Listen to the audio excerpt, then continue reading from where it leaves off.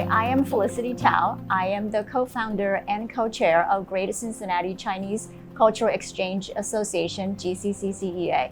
It's a nonprofit organization with the mission to foster cross-cultural dialogue, celebrate Asian American culture, and improve regional diversity and inclusion. I'm also one of the sponsors for our youth leadership program. Hello, my name is Lillian Wang, and I am a current junior and 17 years old.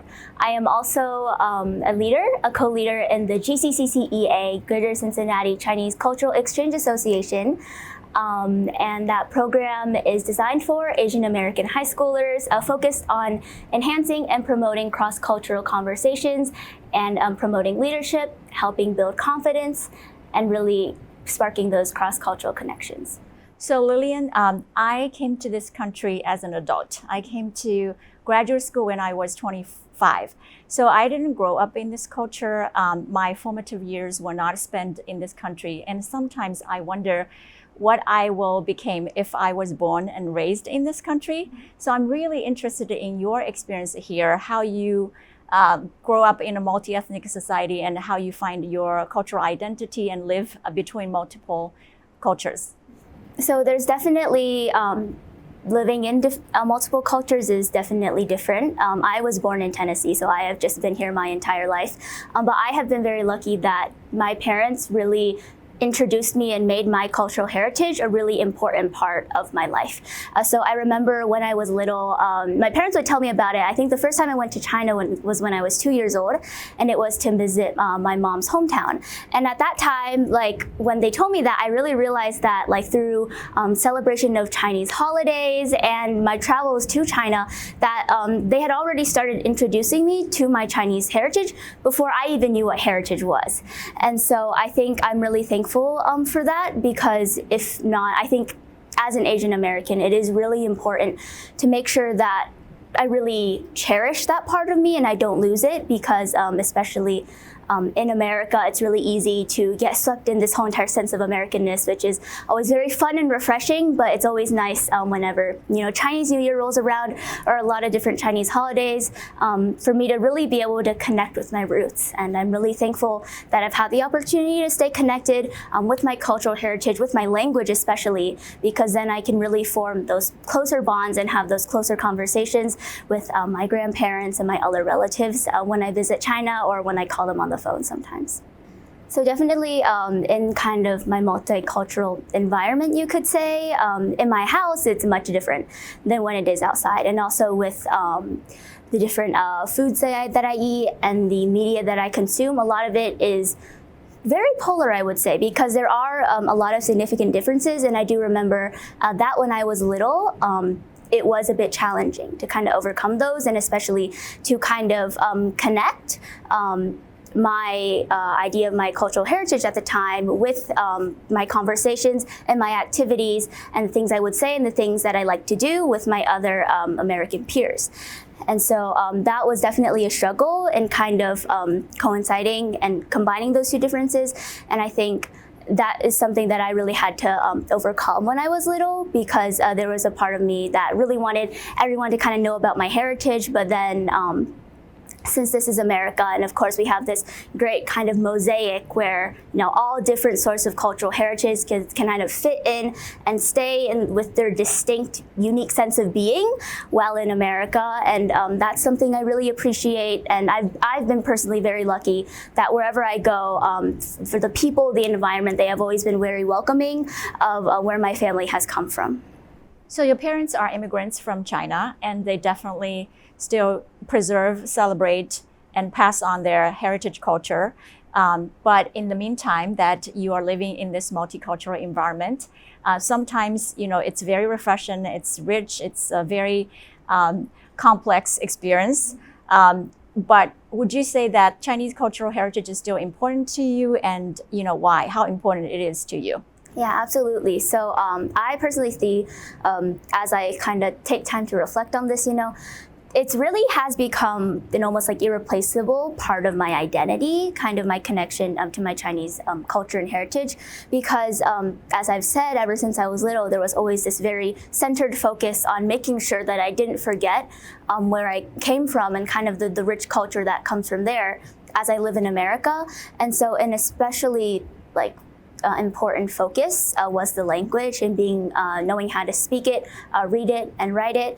And I've done a lot actually with my speaking. So I personally have, I really enjoy, there's a type of performing art in China called langsong. And it's basically almost like recitation, but there's a lot more depth in it. And it's almost like, we like to say, you take a piece of writing and you bring it to life. You make it 3D. From the paper, it's 2D, and you bring it 3D. It's a very rewarding experience whenever I get my performance right. And I think through that, I've just been able to connect so much with the language of it. And that has spread, as I've said, to conversations I have with my parents and to my grandparents. And I think if I didn't have such a good handle on the language, and that wasn't a really primary focus when I was little, that I might not be able to receive as much like connection between me and my relatives, because it's always really refreshing to talk to them. And it's, even with some like other Chinese American adults or Asian immigrant adults that I see in my Chinese school or around my community, even in my high school, the Mandarin teacher in our school, it's always really nice. There is a difference of talking to them in Chinese versus in English. There's a lot of that, like, it's a lot more comfortable, and it's very refreshing in my opinion, even though, of course, I do enjoy speaking in English, and it is also, as you can see, I am fluent. It's quite easy for me. There's also something that I'm really thankful for, and why my culture and my heritage is important is because since both of my parents are Chinese, I'm able to really get a perspective of like the history and the different facets of that. That I may not be able to discover on my own or in schools. And so sometimes when elements of like, when elements of Chinese history come into conversation, or like world history, because my parents are very educated on that. I'm always very surprised when they start talking to me because they know so much about it.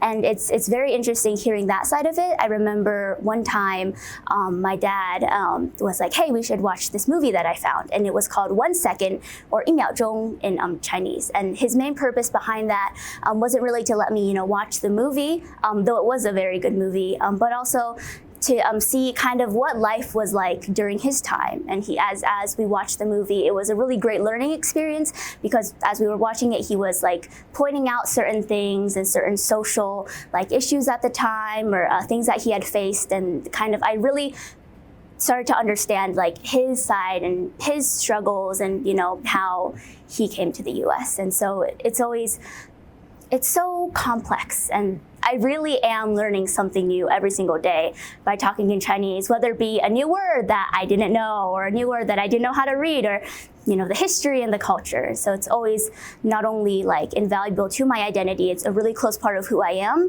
but also just so valuable to me and what I can learn from it. Yeah, it's such wonderful to feel connected to a culture, and it makes you feel grounded, and that's so important for a minority person to kind of feel that, have that feeling of being grounded in this multi-ethnic society. And also, I really appreciate your point of having the opportunity to learn about a different culture, different people, and keep connected with your family back in China and so on. So I always say language is just a tool, but it's a very important tool to broaden your horizon, because you now have an opportunity to learn about a different culture, a different people, different history. That definitely broadens your view about this world. Absolutely. I also wanted to add that you talked about how having that part of your culture makes you feel grounded, and I completely agree. And I have seen that. So of course, with Asian Americans in the U.S., there is definitely that struggle to like reconcile the different parts of our identity, because we do not look stereotypically American, but we are American. And especially when we're little and the kids in our class, there are those stereotypes that people like to refer to. And sometimes in that kind of environment, it is really hard to kind of be like, who am I? You know, because I look a certain way. My parents speak a different language. I eat foods that are different than, you know, American people. And some people even say that it's gross or it smells bad. But, you know, that's a part of my identity.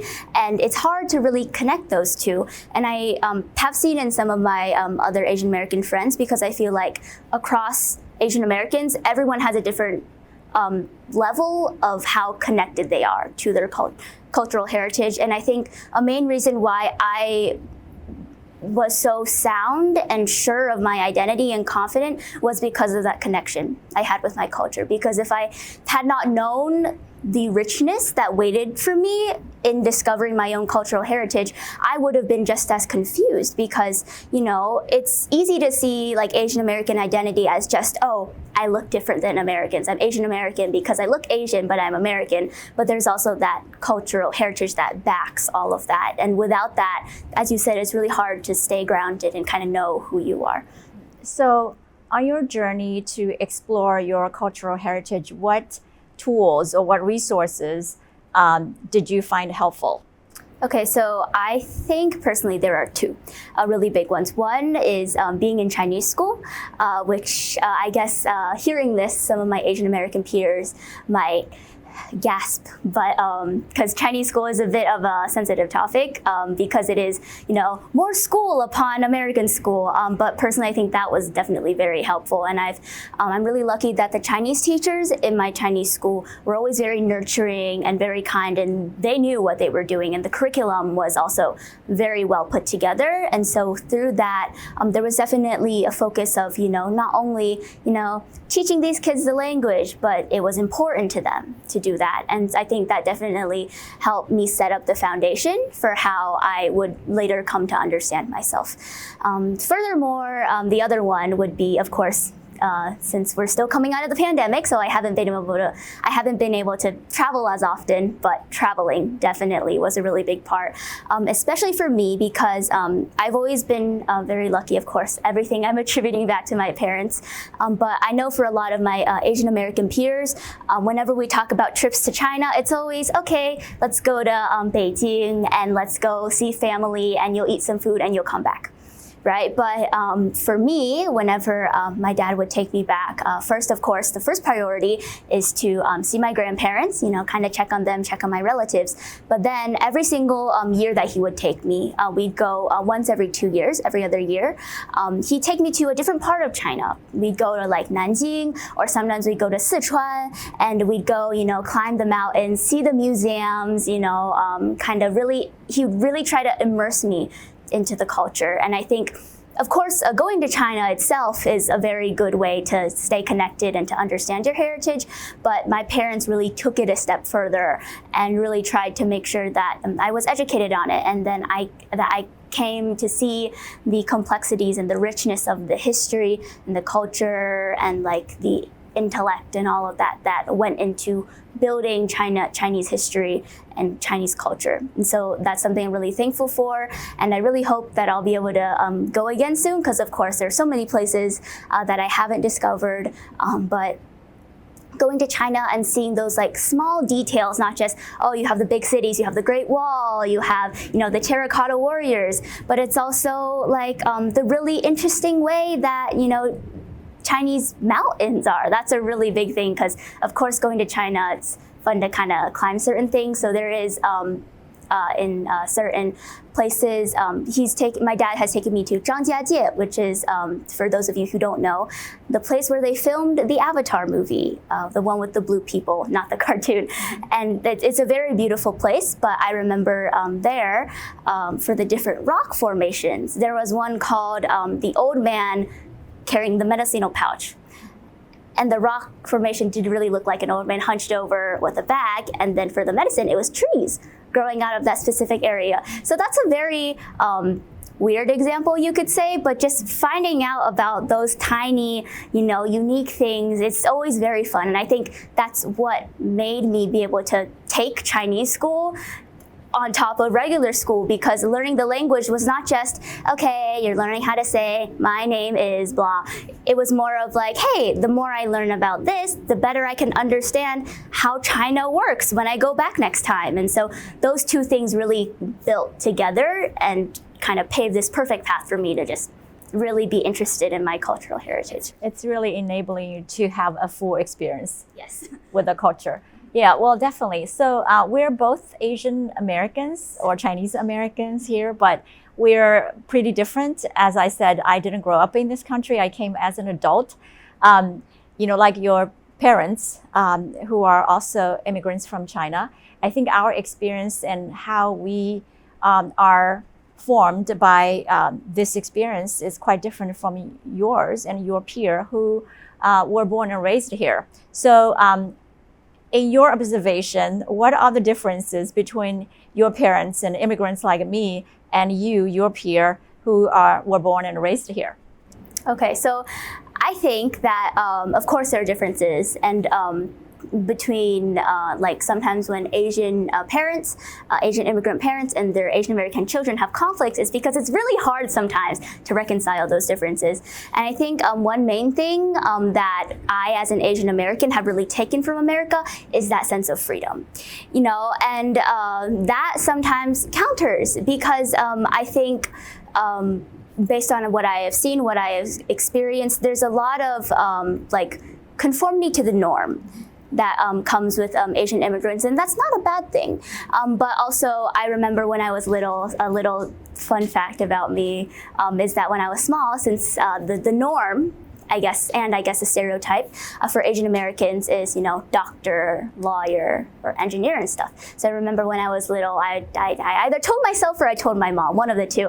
I was like, when I grow up, I'm not gonna be like all the other regular standard Asians, and I'm gonna do something else. I'm not gonna be a doctor. I'm not gonna be a lawyer. And so I guess that's a lofty dream that my childhood self set for me that I should live for, but there is that sense of the freedom in America of you can do anything you want. There's opportunities for everyone, but then there's also that conforming to the norm, which of course is good because you have to follow the rules. You can't just do whatever you want, and of course what comes with conforming to the norm is a sense of being well behaved and being a proper member of society. And of course in some cases that has backfired on Asian Americans with the whole entire myth that you like Asian Americans, you guys are so well off. You guys have the good careers, and you're such good members of society that you're not really discriminated against. So that's one part of it that I guess backfires. But it is definitely important to remember that we have to be well behaved, and we have to be respect others and respect ourselves, which is another very important value that I think my parents and also other Asian immigrants really value, is that kind of respect and that humility that comes with everything. Yeah, absolutely. And I definitely agree with the difference of having a sense of collectiveness, a community, versus being this individual, having really unique individualistic characteristic. So I think there's a fine balance between those two characteristics, and I'm not saying one is good, one is bad, but we definitely hope that we can adopt both in their unique strength, because both characteristics can play very importantly in the society. Like sometimes we needed to think about the collective good or the common good for the society, and sometimes we want to encourage people to pursue their individual dreams and be the best they can. Yeah, I think definitely I agree with the collectivist idea, because from what I have learned from my culture, the kind of one big difference between American culture and Chinese culture is in China there's really that valuing of like close relationships between a group of people, especially in families. But then in America it's more of strength to the individual. As an individual you can do anything anything you want. And I think that might also be one factor that's kind of different and does sometimes spark conflict between Asian American children and their Asian parents, because we're sometimes spurred by the ideal that, oh, we are independent, but then our parents, really for Asian parents, they do everything out of love. Like literally everything is done out of love. And so sometimes, because they care so much about us, like even if there are pressures to do a certain career, it's because they want us to have, a safe, stable, life in the future, so that we're not going to have to struggle later on in life. And so definitely sometimes as Asian Americans we'll feel that sense of independence kind of stir within us, and I want to be like, hey, stop caring about my life so much, stop trying to exert so much control. But then I guess it's important to remember that despite it all, again, as I said, everything is done out of love, because in China, sometimes we'll have, there's 3 generations in one family. That's how close it is. But then sometimes in America, you have families interspersed throughout the country. You have the kid on one side of the country and the family on the other side. And so there's definitely that difference in connectivity. I'm not saying that Chinese families love each other more than American families, because love can transcend all distance. But there's definitely that sense of closeness versus letting the kid go, which I think is definitely something different. That once I learned about that and I got to know that, I started seeing my relationships with my parents in a different light. So in a sense, you have sort of a dual identity. We are called hyphenated American, we're Asian Americans. So what does it mean to be American and Asian American to you? I think the primary, what makes me as an Asian American is the fact that I am a product of 2 different cultures, and that I choose to embrace both of them. I do not come from just one perspective or one history, but my experiences in my life have all been built by the Chinese cultural side that my parents kind of brought to me, and also the environment that I live in, because it is the people, the culture, and of course the environment that really shapes what a person can become. And I think it's really important. Both sides of my identity are equally important. I am Asian and American, not just Asian, not just American, and that's something that I always hope to kind of hold in my mind. There's still, as I kind of am thinking it through in my head right now, of course, I'm not so solid in my identity that I have a certain clear definition, but I do know that as an Asian American, both sides build me. It is both the values and the culture that my parents bring to the table that I consume and that I learn about and that I try to make my own, but it's also the activities and the sentiments and the ideals that have built America into what it is right now, that are also defining my life as I continue going on out of high school, into college, out of college, into the working environment. So there seems to be a persistent stereotype about Asian American women. There's perception in pop culture which can be pretty different from the reality. So what is your view of Asian women around you in reality? I'd say one big stereotype that is prevalent in American pop culture is that Asian women are meek, and that they listen and they are just kind of there. But I think on the contrary, when I look at the Asian women in my life, my mom, my grandma, individuals, Asian women in my Chinese school, the first word that comes to mind is really just strength and independence, because these women, they do so much. They have built so many things from their skills, and they have really enhanced what they have into something really big. And also just the amount of warmth they hold in their hearts for other people and other people in our community is something that I can really never overlook, because it's always there. Yeah, I know yeah, that's a really big stereotype, is the sense of meekness, but there really is only strength. And actually, now that I think about it, I'm not quite sure where the meek stereotype ever really came from. But you can see even now in movies, let's just take a really popular example, Crazy Rich Asians. You see Asian women in there, and they are not weak at all. They have just as much personality, just as much strength, just as much wit, just as much poise and elegance that any other person may have. And I think it's really important to recognize and to look past those historically painted pictures. And I'm really glad that, especially now, apart from just my life and me seeing the strength and really like everything I can learn from the Asian women in my life, but also that now in pop culture, more and more like media is being released that really enhances, it brings a more accurate picture of Asian Americans to the American audience. And I think it's really important that now, it's not only, Asian American children that see it in their parents and in the adults around them, but now hopefully Americans and in the Asians and that are in their lives. So you're really active in the school and in the community. You lead lots of extracurricular activities at Mason High School. You are the leader of the GCCCEA youth program, and you also teach a class at the Chinese school on Sunday afternoon. So what aspiration do you have for your future? Okay, so something that as I've been thinking about it since I am a junior, so I am going to college and I really need to start kind of figuring out myself, right? But I think one thing that I definitely know is I really want to use my voice. I really discovered the importance of it, not my voice as in, of course physically. I have done a lot of public speaking, and so I'm really comfortable on this stage. That's something I'm really thankful that all of my experiences have culminated to. But it's really the importance of speaking out, because sometimes when we don't actively talk about things and we don't make the situation uncomfortable, change never really happens.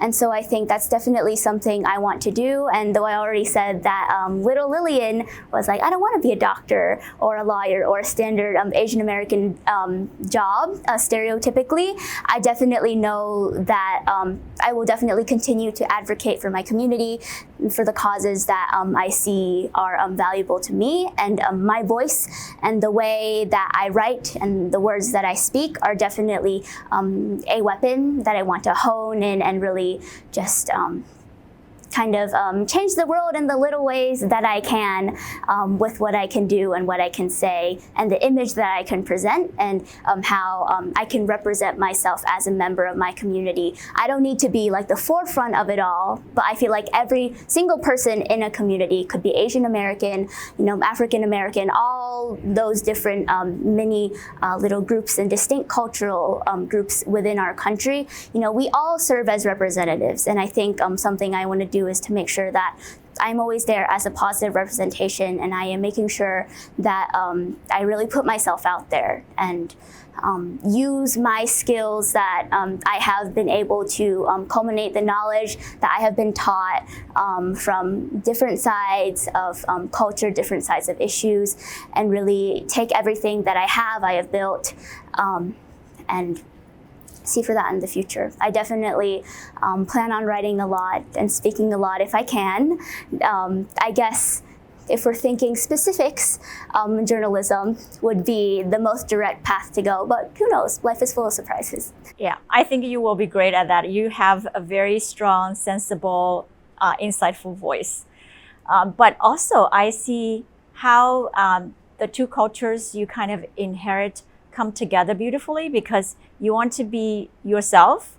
You don't want to do any maybe stereotype Asian American job, doctor, lawyer, whatever, but you want to pursue your career as you see fit. And at the same time, you're giving back to the community, so that collectiveness, still you inherited that from your maybe Chinese heritage, and you want to give back to the, not just the even Asian American community, but the broader community. So I feel very proud that you are pursuing that path. Thank you. I think I'm just always really thankful and very touched by all of the opportunities I've been given in my schools, by my family, by my Chinese school, by all of the adults and individuals that have really helped me. So it feels like, second nature. I have to make something out of it and just really give back and make sure that I am doing as much for others as the people in my life have done for me. So the truth is, life is a journey to discover ourselves, our identity, our purpose. And there are lots of books out there that explore that topic. especially for minorities. So have you ever read a book that influenced you on your journey of exploring your heritage and finding your identity?